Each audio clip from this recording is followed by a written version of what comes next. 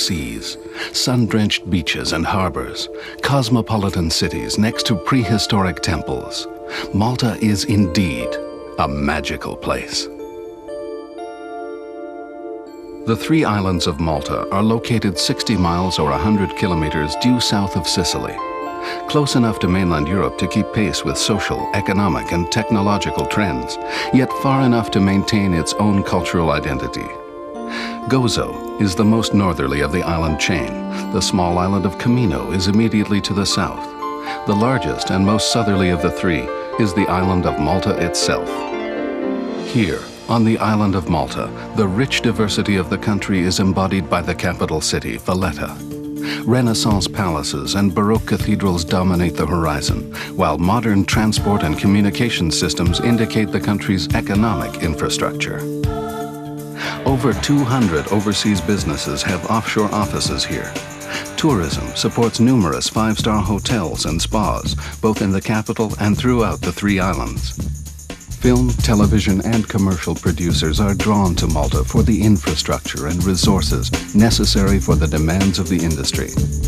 The visual beauty of Malta and the year-round temperate climate, 12 shooting hours of daylight during the summer and 10 shooting hours during the mild winter, also make filming here attractive to producers. Cutthroat Island. One central scene takes place in an underground tavern.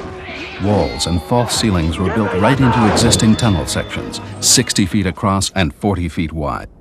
On screen, it looks like a fantastic underground city, a perfect hideaway for pirates. You were a little girl.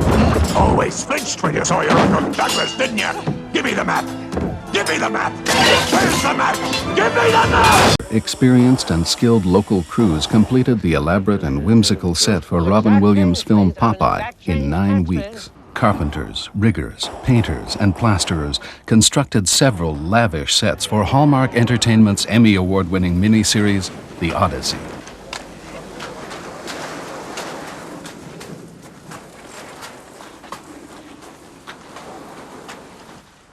King Priam. Built from their forgotten ships. A worthy trophy. Casting service comes complete with an extensive databank of extras.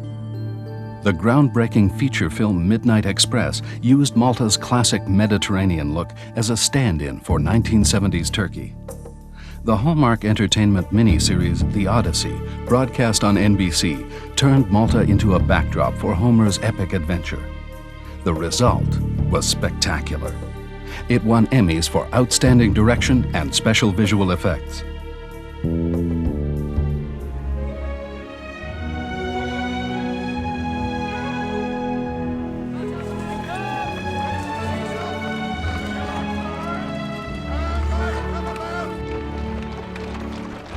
What initially attracted the director and designer to Malta was the Grand Harbour, because that was the one and only place where they knew they could portray the French Marseille harbour.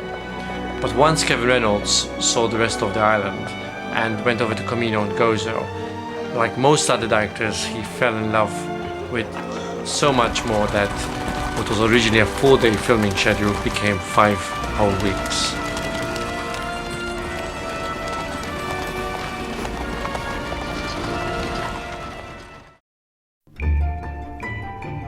Background action! Action! Captain Renault is dead, sir. Early on when I came onto the picture and we looked around at a couple places, we thought, well, we can create Marseille and Ireland. The Chateau d'If, which features prominently in the film, we thought surely we'll find it in Ireland and we'll be able to take an Irish town and convert it to a Marseille town. And we looked at a few spots, but it became apparent to me early on that it just wasn't going to look like Marseille because Ireland does not look Mediterranean at all. So we decided to go to Malta and look at that because we had heard things, and I thought, well, if I'm lucky, maybe I'll get 35% of the locations I'm looking for in Malta. We ended up probably getting 80% of locations in Malta. It's quite extraordinary. I didn't expect that. Have you never seen Marseille before? It was my home. Whereas most of the rest of Europe is sort of been taken over by modern architecture, Malta still retains a very unique look.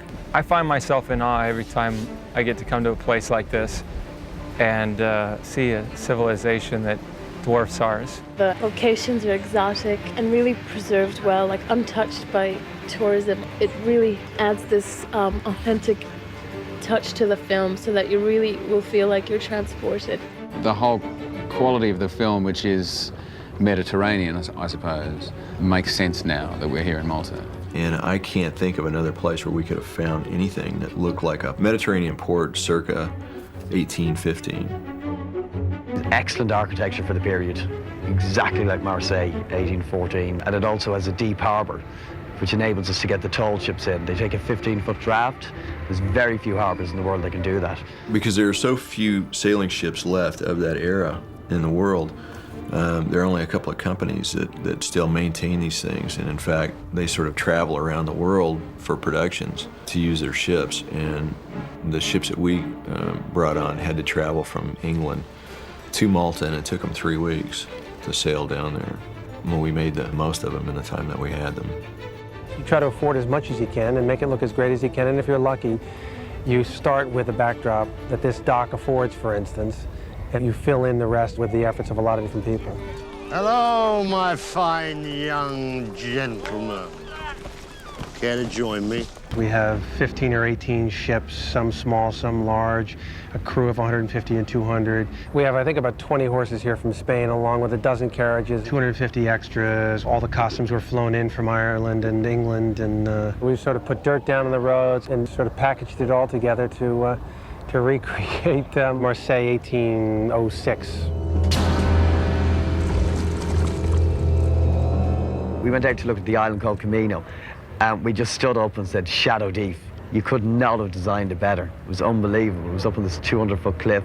We cobbled together the Chateau d'If, because it does not exist in fact. And so the exteriors were shot in Malta, where we established it as this fortress atop a cliff. And the approach was into a cave underneath, but inside the cave, we cut to the set on Ardmore to watch them ascend the staircase that goes up inside the prison. Huge set. It was probably 7 stories tall, something like that.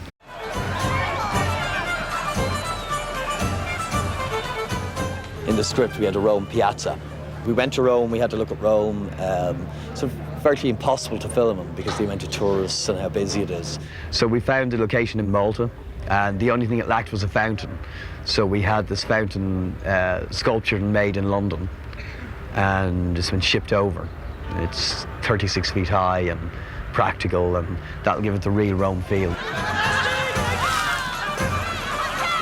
So we brought 500 extras in. Tom Rand dressed them all in carnival wardrobe. So you've got a square full of people going wild around this constructed fountain.